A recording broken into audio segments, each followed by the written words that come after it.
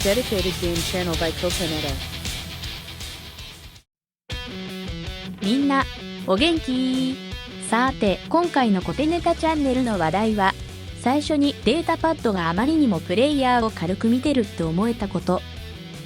皆さんお気づきですよね。ブルーのデータ。そう、今回のリバランスはアップデートはタイミングずれたから印象薄かったけど、これって本来は同時になってたんだよね。ということは、超絶な弱体化を行う一方で、新たに実装されたデータパッドには、庶民派の皆さん、ようやく新武器が手に入れられるチャンスが訪れました。ハーブン系、リンクス、リーパー、クライシス、憧れのロボットや武器が気軽に手に入れられることとなりましたってね。マジでよくやるね。切れるよ。産業廃棄物レベルとする同時タイミングでこんなこと普通できる。プレイヤーのこともきちんと考えてだ。こんな腐りかけたバナナをバースデープレゼントとして渡すかね。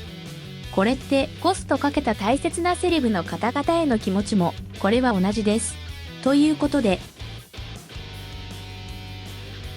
次の話題は、皆さんオフィオンは持ってますか？そう、あまりにもチョコチが強すぎて、もう他の PVP ゲームに移ろうかなーって思ってたら、ぜひ編成に戻しましょう。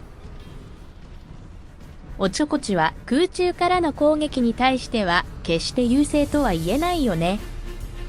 そしてオフィオンの着地後のウィークポイント対策には、ぜひおちょこちのスタンペードで吹き飛ばしていただきましょう。そうして遠くに飛ばされて、完全なセーフティゾーンで敵の動きを測りつつ、次の攻撃対象を吟味したとこで、クリアスカイを発動させて、一気にキル、取っちゃいましょう。こんなご提案です。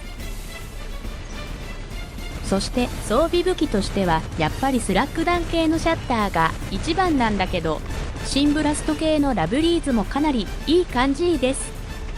バトル最後に改めてオフィオンのダメージベンチマークテストをやってますので、こちらもぜひ。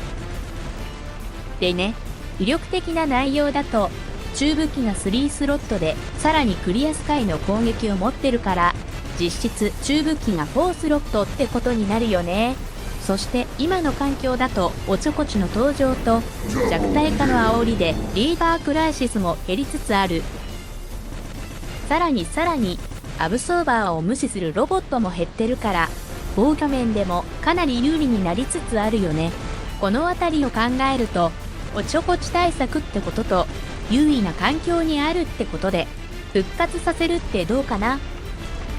そしてもう一つ面白いところは、パイロットエリザベスのクオンタムでステルスの敵へ一気に攻撃するってことも可能だしね。それからアビリティのクールタイムも12秒。これってバトルやってると結構微妙じゃあるけど、それでも短いって感じるね。このあたりも攻撃面では有利に働いてるように思えるね。いかがでしょうか。リバイバーオフィオン、バトルでは限定エディションですが、通常と比較して耐久値 10% の差はあるけど、アビリティ違いはないので使えるんじゃないかなってね。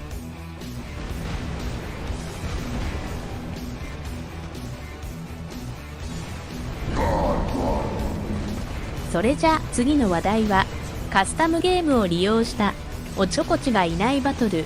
ていうか、いろんな楽しいバトルをやってみたいねってコメントいただいた件。そう、レトロロボット限定とか、ティア統一武器とか、おちょこち限定ってやつなんかもね。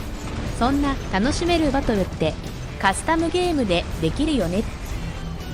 クラン対抗でもいいし、主催者決めて野良の連合チームってこともいいよね。もちろん報酬は得られないし、集まるタイミングってこともあるから、土曜日とか日曜日とか週に1回くらいで定期的に開催されるって感じかな。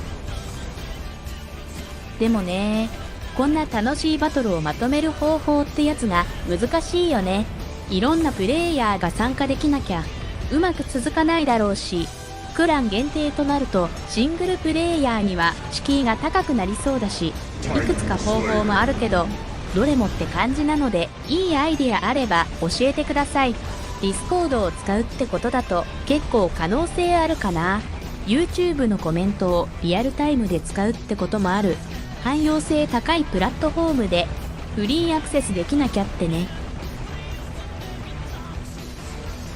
どうだろうね。実現できたらかなり楽しいバトル、ウォーロボッツになるんじゃないかな。ぜひ皆さんのご意見をコメントにてお寄せください。それじゃ次は、今確認バトルのオフィオンの装備のベンチマークテストですが、スラッグ弾系とシンブラスト系のダメージ比較で3パターンあって、バトル開始からのダメージ、次にニュークリアマックス、そしてマックス&アビリティで比較しました。今確認中のシャッターは250メートル以内で本来のダメージ出力となるよね。ここではあえて250メートルオーバーのシャッターとラブリーズを比較してみます。スタート当初はやっぱり威力はそう高くないよね。次にそのままの流れでアビリティ発動したダメージ、最後にニュークリアマックスとなってます。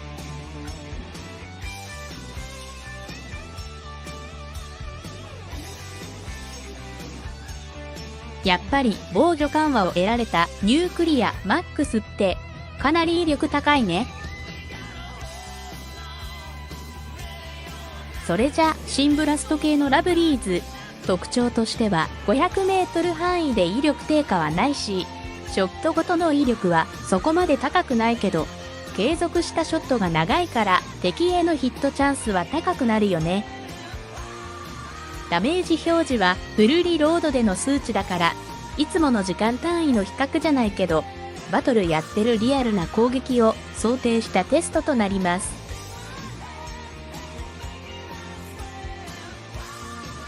どうかな？今回の目的はラブリーズでもかなりのダメージを叩き出せるってことを知ってほしかったって感じです。そしてフライベイスペシャルの最後は、ついにおちょこちの終焉装備、ほぼ完成っていうか、もう三角黄色6個もこの装備にコストかけられないので、完成です。